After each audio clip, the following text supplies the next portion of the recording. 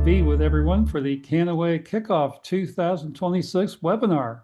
And today we'll be introducing a new cannabinoid.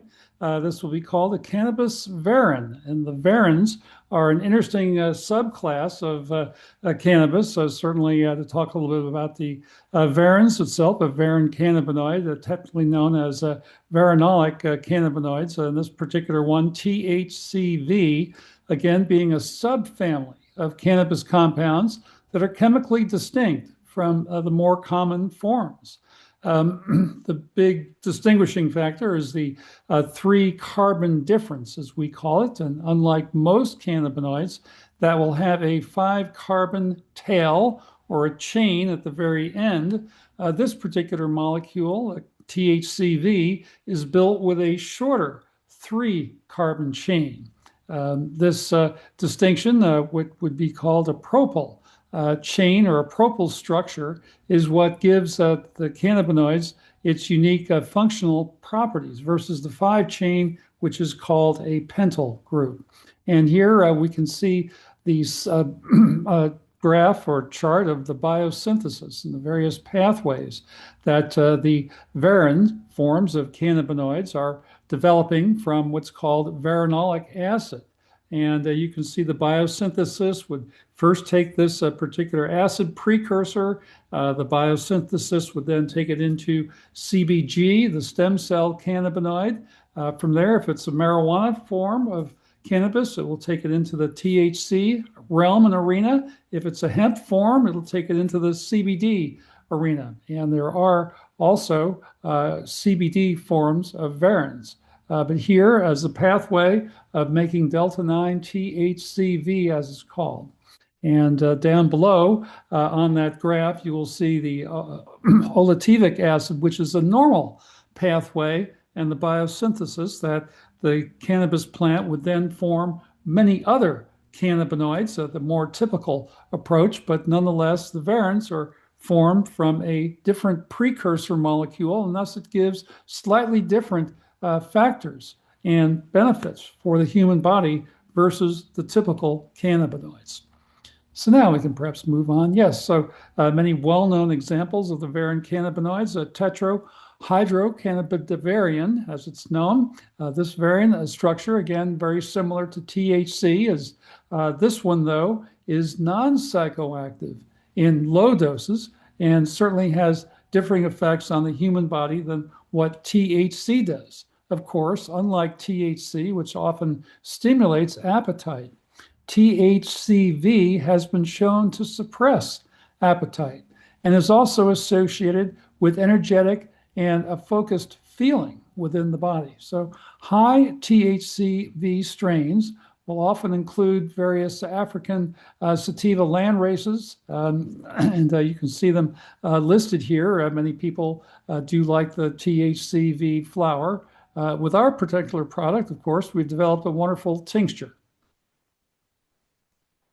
And to look more specifically at the chemical structure, for those of you who are familiar with analytical chemistry, you can see on the left THC with its 5-chain carbon chain tail, if you will, versus THCv over on the right, which has a 3-carbon chain tail.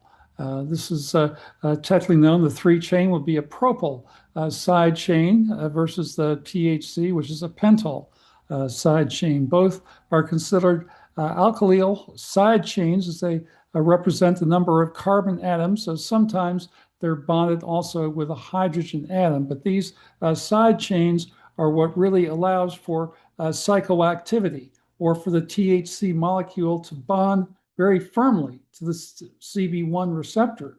THCv will not bond quite as strongly to the CB1 receptor, and thus it doesn't really have these psychoactive effects.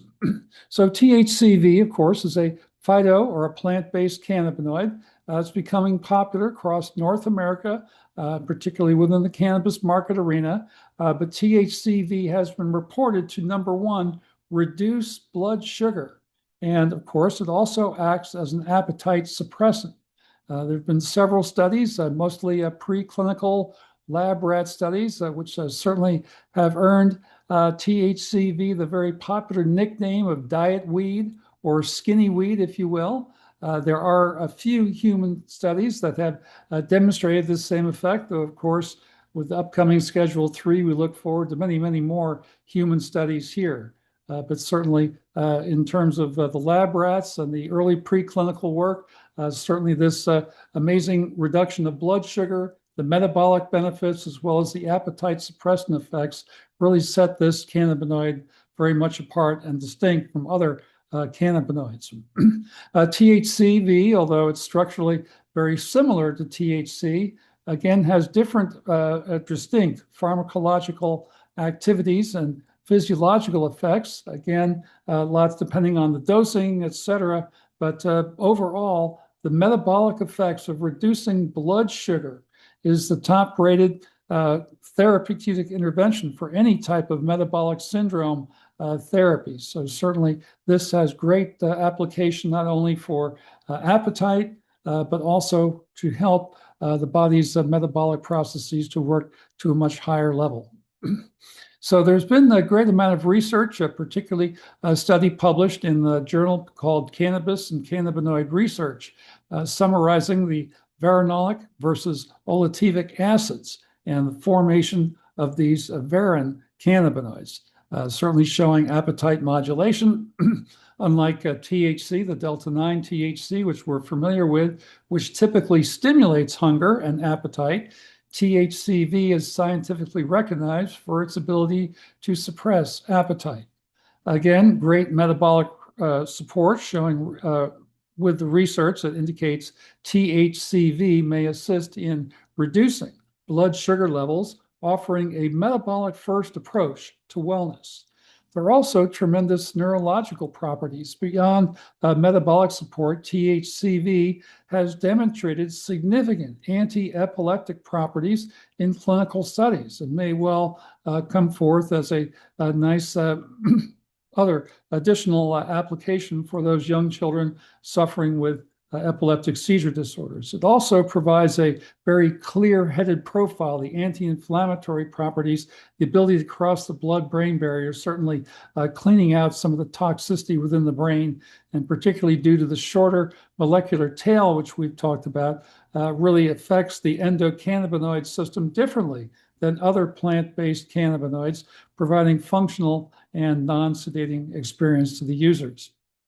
Again, here, a nice picture of the analytical chemistry, and in essence, THCV is a unique cannabinoid offering different effects and potential therapeutic uses as compared to the more famous THC, especially regarding appetite and metabolic health. Again, THC stimulates appetite, THCV will suppress your appetite.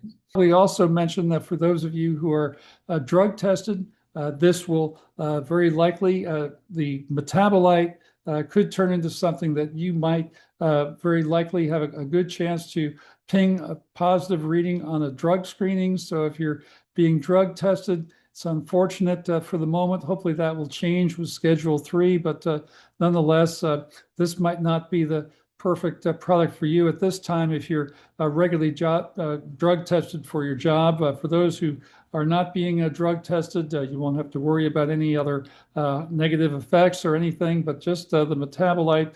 I just should mention that as a disclaimer. Otherwise, certainly couldn't be more excited about the new KannaTrim product, and I think it's going to be a very, very popular one in the Kannaway lineup.